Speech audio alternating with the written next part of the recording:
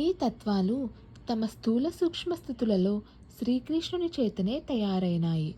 ఈ భౌతిక జగత్తులో పనిచేసే జీవులు అతని తటస్థ శక్తి స్వరూపాలు. భగవద్గీతలోని సప్తమాధ్యాయంలో స్పష్టంగా తెలుపబడినట్లు సమస్త జగత్తు శ్రీకృష్ణుని ఉన్నత న్యూన శక్తుల కలయికయే అయి ఉన్నది. జీవులు ఉన్నత శక్తి స్వరూపాలు కాగా జడమైన భౌతిక తత్వాలు భగవానుని న్యూనశక్తి.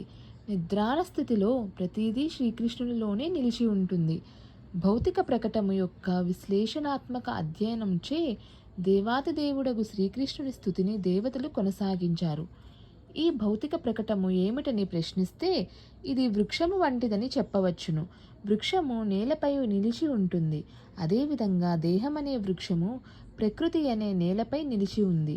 కాలక్రమంలో చెట్టు చివరగా కొట్టివేయబడుతుంది కాబట్టే దేహము చెట్టుతో పోల్చబడింది. చెట్టును వృక్షమని కూడా పిలుస్తారు.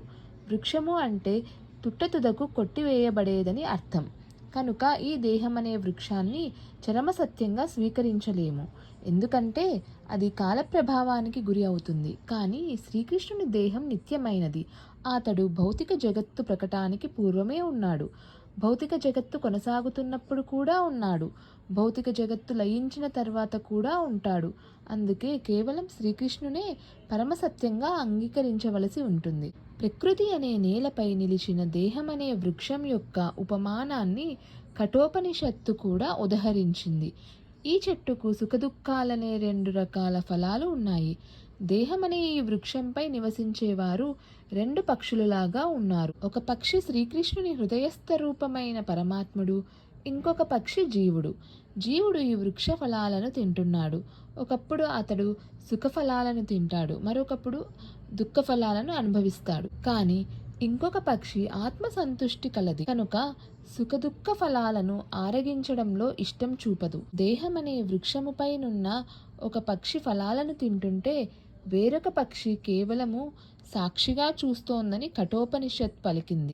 ఈ వృక్ష మూలాలు 3 దిక్కులలో వ్యాపించి ఉంటాయి. అంటే సత్వ రజస్తమో గుణాలనే త్రిగుణాలే ఈ వృక్ష మూలాలు. వృక్షమూలము వ్యాపించినట్లుగా ప్రకృతి గుణ సాంగత్యముచే మనిషి సంసారాన్ని విస్తరింపజేసుకుంటాడు. ధర్మము, అర్థము, కామము, చరమముగా మోక్షము అనేవి 4 ఫలరసములు. త్రిగుణములతో వివిధ సాంగత్యాన్ని బట్టి జీవులు నానా రకాలైన ధర్మార్థ కామ మోక్షములను రుచి చూస్తారు. దాదాపుగా సమస్త లౌకిక కార్యము తమోగుణంతోనే కప్పబడుతుంది. ఈ భౌతిక ఫలాల రసము 5